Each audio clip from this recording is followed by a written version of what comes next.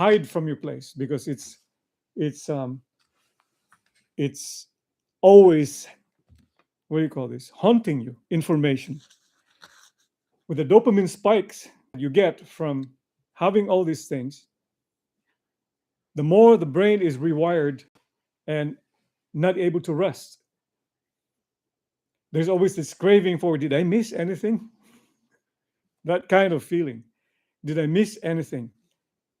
So that rewires and changes the configuration of the brain, needing for the brain to not even relax and get the impulse to the prefrontal cortex, where you develop a good decision making and even moral judgment.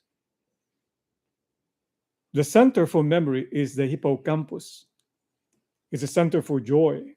That's why when you're demented, you're just blunt. I wonder if there's some joy, but we see them as depressed because they're lonely. They are usually detached from the close relationship or the society. Humans are biologically hardwired for the spirituality. There is no culture in the earth that has some form of spirituality. Whether it's in the Amazons, whether it's in the remote, there is some kind of God that they look into. They look to the stars, the moons. And I was just talking to a patient right now that there's I don't know if you know of a comet that has penetrated the solar system. They call it A3AI. That will affect some disturbance in the earth. The physicists actually are so excited about this. But there's some connection to something above, transcendental connection, that moves us, that spirituality cannot be ignored. You can say, I'm an atheist. Well, what do you not believe then? There's always something that you are missing. So is prayer and meditation a primal requirement for human existence and even for our health? Then the research would say, or the evidence says, yes, there is some form of connection for healing when you're having prayer and meditation. So this is not just about faith. It also extends to neurophysiology, and the science supports it. So in preparation, let us think about what we can do to prevent the onset or the progression of dementia. Nowadays, we're just bombarded with digital addiction. Not even the mature people are spared. I have to go into my social media. You go to YouTube, you go to whatever, TikTok, and nobody is spared. What about a divine digital detox? Space for a moment, put your iPhone or the computer, put a moment to rest your brain, literally, because every time you engage with this, your vitamin B complex is consumed by the brain. The glutathione is consumed because when you're stimulated in your brain, you need some sort of antioxidants because there's some reactive oxygen species, an oxygen radical that is formed when you're engaged in these stressful moments. Not that you're stressed, like angry. Even constant information, handling of this information can give you this hyperexcitability of the brain that consumes the energy. The digital detoxing is very practical. Avoiding social media and rest for a while in one corner. It just takes 4 minutes or 25 counts of deep breathing that can reset this. I can demonstrate this to you. Yesterday, I had a patient who, according to him, was so apprehensive to come here, reluctant to come to the office because he was called that I need to review his blood work. That simple request. It's almost like having to go to the principal's office. Remember that feeling? Yeah. Provokes anxiety, especially if it was given the night before. I wish it was not. It's just like, come over here, 1 minute, that's it. I don't have to suffer. But he has to think about that since process. Well, he came in, his blood pressure was 165 over 100. And instantly you could have just said, okay, let's increase your blood pressure medicine if you don't consider what else could possibly cause the blood pressure increase. Well, with my little know-how, with knowledge, I told him, do you breathe guided? Do you do guided breathing? He said, no, not usually. Well, let's do this today. Breathe in, 4 counts, hold, and then exhale, 8, hold. And guess what? After the 10th repetition of the breathing, the blood pressure from 160 went down to 140 over 90. Well, so this is very promising. So we continued on. After the 20th repetition, the blood pressure went down to 130 over 80. What does that tell you? The guided breathing is not a miracle. It's actually a good tool for us. Do this before you actually go out and face these difficult discussions. Then you will be able to think properly on how you want to behave, not just react. Imagine when you're on the road, you're provoked with something. My friend actually was provoked over the weekend. Here in the Annunciation Circle, he tried to cross a stop sign and somebody just tried to turn left and he could have hit him. But he was ganged up with 3 because there was one, the driver. Behind him, the driver was the daughter. And then somebody who tried to get into a conversation thought that he was at fault.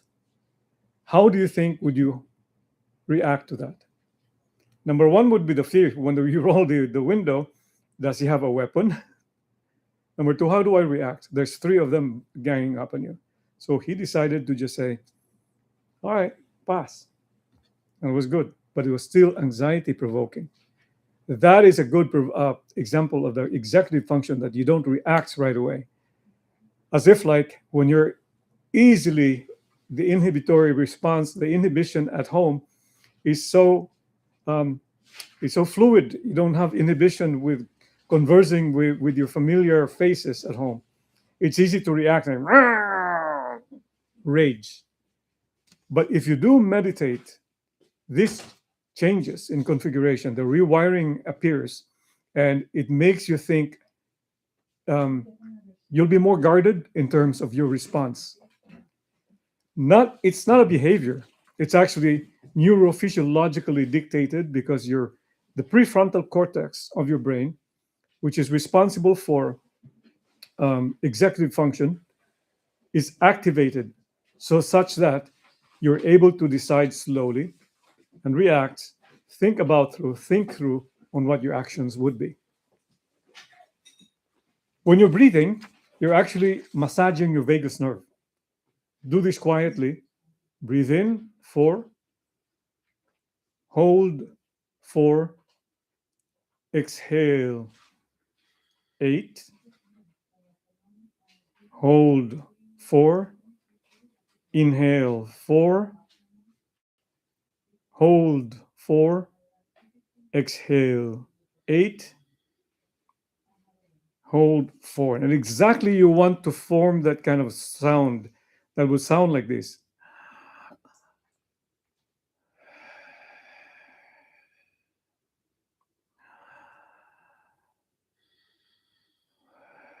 The sound actually is Yahweh. Well, if you consider the power of Yahweh, the breath of life, then you're adoring him. And that's actually the first part of meditation. Yahweh was the first sound that was heard by Adam when he woke up. Sounds cool, no? It becomes transformed into some kind of a prayer if you borrow the practice of the great Anthony of the Desert in year 400, the Jesus prayer. When you inhale, you say, Jesus, Son of the living God, quietly, hold, have mercy on us sinners when you exhale. Number 1, you're acknowledging Jesus as a Son of God. And when you're exhaling, you're acknowledging yourself, humble yourself, have mercy on us sinners. So that becomes the prayer moment of that first part of meditation. And then subsequently, you go on with your discourse, talking to Jesus about his passion and your passion. And then you feel the motions. You'll be inspired. Sometimes you feel like crying, that you don't even know, you cannot understand why you're crying. But it's the motion of the Holy Spirit that does that. So in a quiet environment, when you get up, take a nook in your house, or if you can go to the blood sacrament, just those simple things. It helped me personally. When I had a tachycardia of 220 after sleep deprivation, it was a piercing pain. And what healed me was starting to get these breathing exercises. And I slowly adopted some prayers like the Divine Mercy Chaplet, meditating on the Passion. What happens neurophysiologically when you do this? The hippocampus increases in circulation, and it lights up actually in functional MRI. You put a dye, and they, after these Benedictine monks and the Buddhist monks were made to meditate for 12 minutes, the tracer or the dye went up to the hippocampus, and the amygdala was spared of the circulation, such that the amygdala shrinks eventually. And eventually, if you when they followed it after a long period of time, the amygdala, the hippocampus increased in volume. That means there's more control for joy and memory. And they correlated that also with improvement of cognitive function or memory, as opposed to the amygdala shrinking with no anxiety, depression, and anger. The neurotransmitters also increases, which calms the brain. Taurine, GABA, serotonin. Well, serotonin is the neurotransmitter that you try to conserve when you're taking Paxil or Effexor, the antidepressant and anti-anxiety medicines. Well, you can produce this naturally if you're just doing this guided breathing and your mindfulness. And I recommend thinking about the unconditional love of Jesus through his passion. What else can increase your serotonin? There's such thing as microbiome. 90% of the microbiome of the serotonin is not produced by the brain. It is produced in the gut by certain bacteria, which is a good bacteria, a butyrate producing bacteria. So if you lose those good bacteria by not providing fiber, because they die without fiber, then you will not flourish this good bacteria. So they're all connected. If you want to flourish the good bacteria, you have to eat right. You cannot kill them with sugar, because sugar is the number one enemy of the microbiome. What else can kill the bacteria, the microbiome? NSAIDs, ibuprofen, naproxen. Sugar, as I said. Cortisol, which is stress. Increased sugar increases the norepinephrine. What about antacids? Very common. Simple things like, I have a upset stomach. You take Tums, you take Pepsid. The worst is to maintain yourself with Prilosec. That will kill the bacteria, and also it will increase the acidity. Increase the pH, meaning it becomes alkaline. The stomach will not be able to digest the food. Remember, in the natural environment, God made us so that we will have an acidic stomach to be able to help digest our food, so that the micronutrients can be released and absorbed in the jejunum. So if you have a chronic alkaline stomach because of antacid, you're pushing yourself to really like a micronutrient malnutrition. So you're deficient in your micronutrients. And what are these micronutrients? These are needed for your immune function, for your metabolism, like chromium for metabolism, zinc for immune function, magnesium for your potassium, for your irritability of your heart. You need these things. What about the vitamin C, the glutathione? These are all absorbed and produced in this area here, in the second part of the intestine. So when you have this setup where you're distorting the nature, then you'll get into a problem. So, what is the um, main course? Number one would be to specify a specific time of your meditation. When you get up, find a nook, start with 3 minutes or 4 minutes, and that's equivalent actually to just 25 repetitions of guided breathing. That resets. And then do it through the day. The church actually has been very friendly for us to guide us that at 3 o'clock we do our divine chaplet mercy. That would be another opportunity for guided breathing short. At the end of the day, we can do another rosary, a meditative rosary. And before you go to bed, you can do another meditation for 30 minutes at the Blessed Sacrament. So if you connect these are meant to give you peace in your heart while you're still here in Ave Maria. So when you, what happens when you have these moments, the neuroplasticity, the brain rewires. There's more of the executive function, more functioning, and less of the amygdala. Well, remember, there's a gut immune brain connection. What happens in the brain affects the gut. We're talking about the microbiome. And it has been shown that if you have anxiety or anger or depression, there's predominance of bad bacteria that does not produce serotonin. And in fact, these bad bacteria, which is a butyrate, non-butyrate forming bacteria, would cause havoc in your health. It decreases your metabolism. That's the reason why you you gain weight. And this bacteria called Lactobacillus gasseri and Rotary and Lactobacillus gassei has been shown to actually improve your metabolism, not just by the bacteria in itself, but because it produces some kind of substances that stimulates the GLP-1. If you're familiar, GLP-1, the synthetic form is Ozempic and tirzepatide. So if you take care of your gut, you actually can produce Ozempic and tirzepatide in your system, not at the dose that we're giving. So these natural things are endowed already in our system. We just need to tap them. That's why, in my opinion, if you want to lose weight, you have to first fortify the defenses in your gut. But you can do so by, number one, meditation. Number two, avoiding sugar or fasting from sugar. Number three, modify the diet and strictly put at least 40 grams of fiber in your diet. What is 40 grams of fiber? That's about 8 cups of broccoli. But you don't have to eat broccoli through the day. You can do 2 cups of vegetables. That's about 20 grams. You have a nut handful, like pecan or almond, if you're not allergic to it or sensitive. Then you have chia seed, which I love.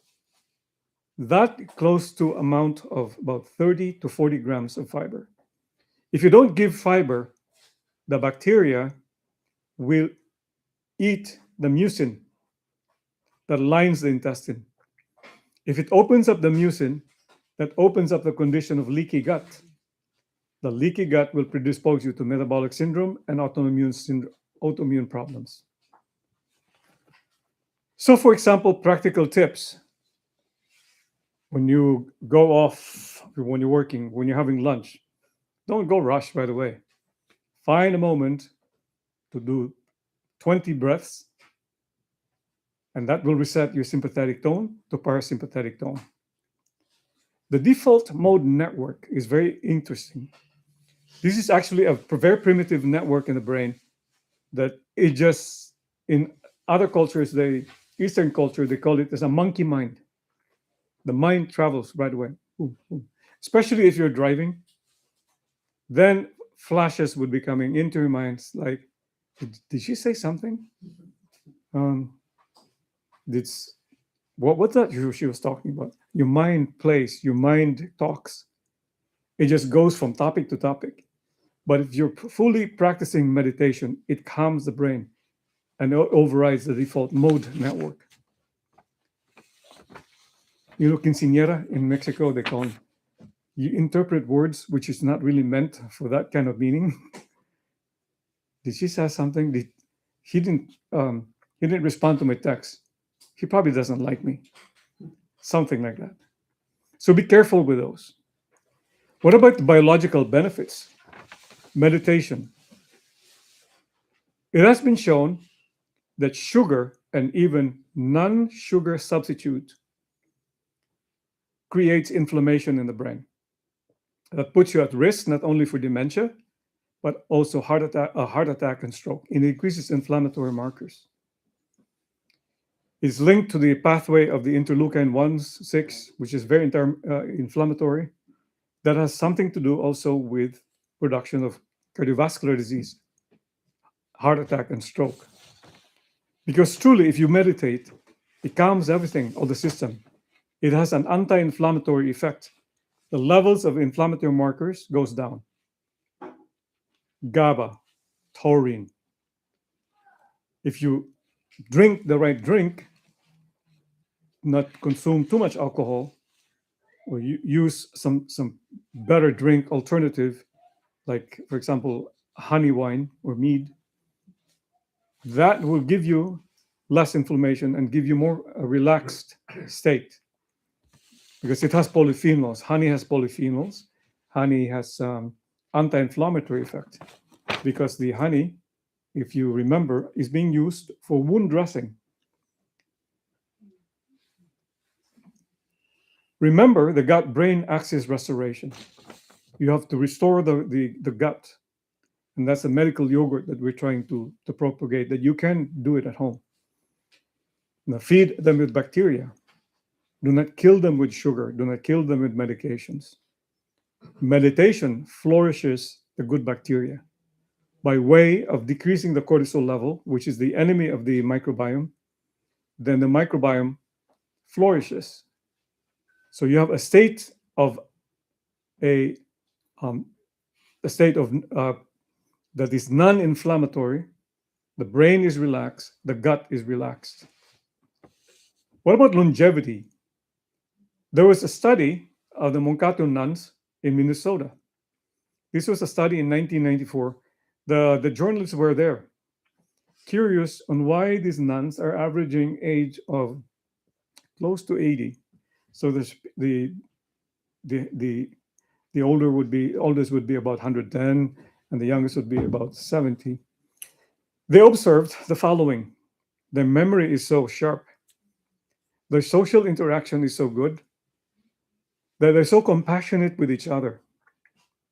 But that's one effect of meditation and fasting and corporal mortification, which is exercise. They're more compassionate to other people. They're more sensitive to each other's cause. They are more healthy. They're lean, and they don't really care for dessert. The Carmelite nuns that I visited in the Philippines, you know who consumes their ice cream that are given to them? The priests. The priest who visits them, they serve the ice cream. So the priest becomes big belly, and so, but the nuns are so lean. But that was a study, the longevity. Why are these nuns, the Mankato, are so happy, and they seem to be living longer, not just in number, but in the quality of years that they spend. So there's still hope for us in Ave Maria. If we start meditating every day, start with 20 counts of guided breathing. Do the 12-minute meditation, and that's about the rosary. Even in 30 minutes, if you can do the chaplet of divine mercy and integrate the guided breathing, they will have some effect on you. The inflammation goes down. You can probably sleep better. Drink a little bit of mead, eat some yogurt. It will settle down your stomach, and it will be a perfect recipe for a relaxing night. Interaction with people. This is one moment of this, that you have to see somebody, not just isolate yourself. If you know of somebody in your neighborhood who is a little bit isolated, reach out, because that's not supposed to be where they're to be. Man is always leaning towards spirituality, And man is always attracted to human being interaction. That's an act of charity. So Ave Maria is very unique. We have a Blessed Sacrament that we can meditate. We have a rosary walk that we can actually walk and make some exercise. The exercise we talk about, even with moderate exercise, increases the hippocampal flow, the flow to the hippocampus, and actually extends to 15-minute and even 1 hour after exercise. The BDNF is increased, that improves your propensity to be inspired, not even inspired, your physical gusto to looking forward to getting exercise. Like there's a high that you want to go back exercising. Just one step and offer it up for the Pope, and you'll be exercising more because it makes it creates a reaction in the brain, the BDNF, brain-derived neurotrophic factor. And in fact, the brain-derived neurotrophic factor makes your brain connection increase so that your transmission from the brain to the periphery also increases. It's easier to execute. So with this, we have made a point that risk for dementia can be decreased by simple lifestyle change and adopting the teachings of the Catholic Church. Meditation, the center of it all. Do not go into yoga or Buddhist. We have our own. Meditate on the unconditional love of Christ for his passion, because that will definitely improve the strength of your soul and you'll be less tempted and less sinful. Second, fasting. Do not starve. Do not derive yourself much of calories. It is about the sugar that you need to starve from or fast from. Fast from processed food, because the processed food is laden with high fructose corn syrup, which is more inflammatory. And as I said, even the sugar substitute will not spare you from inflammation. In fact, it probably has more inflammatory response because it can also trigger the dopamine to make you crave for more sugar. Fourth, corporal mortification. Father Leandro always does this. When he points to the cross, this man, he pointing to the crucifix, was crucified, scourged, wounded. He did a lot for us, and he looked at us. What about you? What have you done for Jesus in return? A simple step. This is for Jesus, for the love of Jesus. Brother Lawrence, in the book, The Practice of Presence of God, he would say, even just to pick up a straw, he's talking to Jesus. If you can do that, I think it would be great. So, all in all, dementia is a scary thing, but it can be prevented by a simple lifestyle and adhering to the teachings of the Catholic Church. Meditation, fasting from sugar, corporal mortification with exercise, and everything will connect. The gut will heal, eat right, yogurt, drink right, avoid too much of alcohol, but instead the choice alcohol, like mead or alcohol, honey wine. So that's all for now. Thank you very much for listening. See you, Jose. Thank you. And stream. And boom.